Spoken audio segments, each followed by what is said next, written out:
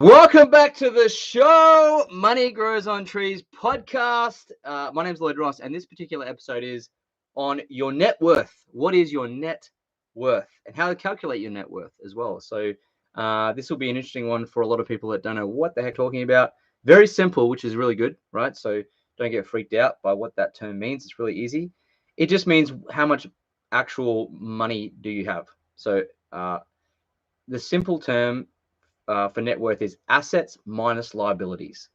So your assets are like your properties, your things, your car, things that you own effectively, whether it be paper assets or physical tangible assets, minus your liabilities, which is basically your debts. Okay, so net worth equals assets minus liabilities. If you're not too sure what assets and liabilities are, go back, watch one of the episodes on assets and liabilities. Basically, assets feed you and liabilities eat you. That's the easiest way to explain it. So your net worth. So yeah, assets minus liabilities equals your net worth. And I think if you Google it, to be a millionaire means you have a net worth of $1 million. Some people, feel it's maybe earning $1 million a year or, whatever it is. But net worth is the way to basically calculate how much you're worth in monetary form. Okay, not obviously how much value, how valuable you are, but the reason I want to talk about this is because some people don't know what their net worth is. Had a reader of mine, she's now doing one of my mentorship programs, but we had a call the other day and great woman, very successful, and love working with her. But, with the initial call, and I said, how much are you worth? What is your net worth? And she said, well, I'm not too sure, actually. So people, everyone wants to be a millionaire or be, hit a certain goal, I think, when it comes to their wealth, right? This is on people's minds. Certainly people that are moving forward and progressing, right, and achieving. So I said, what are you worth? She said, I actually don't know. And she didn't know. So I said, well, let's do this for the exercise this week. Figure out what your net worth is. Deduct your liabilities from your assets.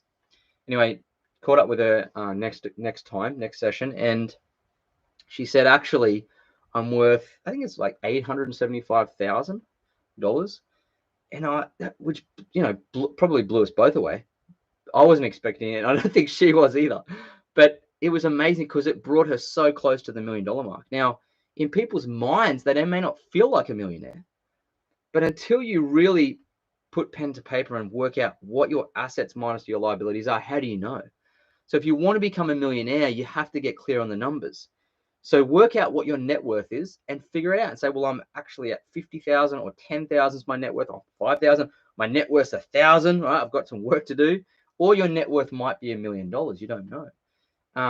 And what's interesting is I've also worked with others who have like $6 million worth of property, owe $3 million worth of debt on it, and also don't feel like millionaires.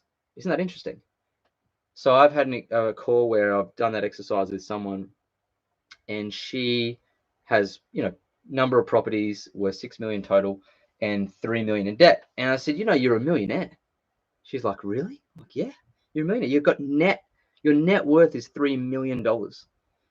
And again, it's just like, wow, people don't understand that or don't know that.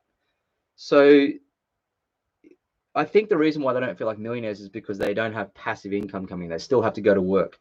And that's a big trap to fall into when it comes to owning your own home.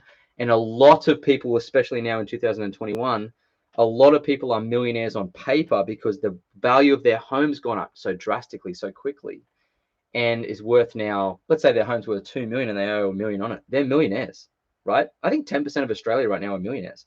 But because they have to slog and go to work every day and do the commute, and they've got to pay liabilities and bills, and they don't feel like millionaires because they have no freedom or flexibility, right? Which is totally understandable. But on paper, they're millionaires. So their net worth is over $1 million, which is interesting. So I question you, what's your net worth? Have you calculated it? Now that you know how to do it, what would it be? Shoot me a DM on Instagram. Let me know what it is, and you might be closer than what you think to being a millionaire. And if you figure it out, and you're like, wow, I'm actually worth a fair bit. It does help you understand, okay, what am I doing with my money? Is it all in my home? Gee, I can't get any income from this. What am I going to do? And it helps to highlight some areas where you can improve in terms of where you put your money to start getting cash flow back to you, so you can start feeling like more like a millionaire and not just have all of your equity and all of your net assets tied up in your family home, which is a really ineffective way to derive income, right? Some people are living in their home. It's worth, say, 2 million. They owe, 500,000 on it or whatever it might be, and they've got $1.5 million in cash, and it's a 5-bedroom. They don't even need it anymore. They don't even need this asset they're living in.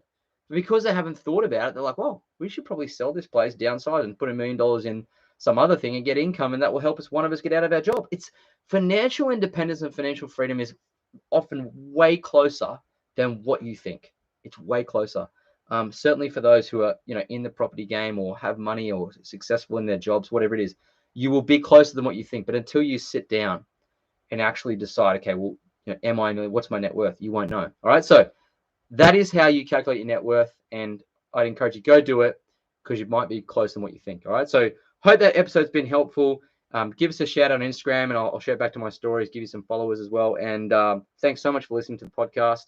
I am recording these on YouTube now. Don't know how that's going to turn out, but it's fun. It's on live right now as I'm talking. This is all about entrepreneurship, going and breaking things, even when you don't really know what you're doing, right? Because I know a lot of people want to watch on YouTube. By the way, it's just me holding my phone on YouTube with a microphone, so not going to be that exciting. But it's just about putting it on different platforms too, right? So there's some lessons to be learned while I'm even doing this podcast. I'm hoping to teach you how to be more effective with your time, and to not worry about what happens. I don't even know what's going to happen with the YouTube. Who knows?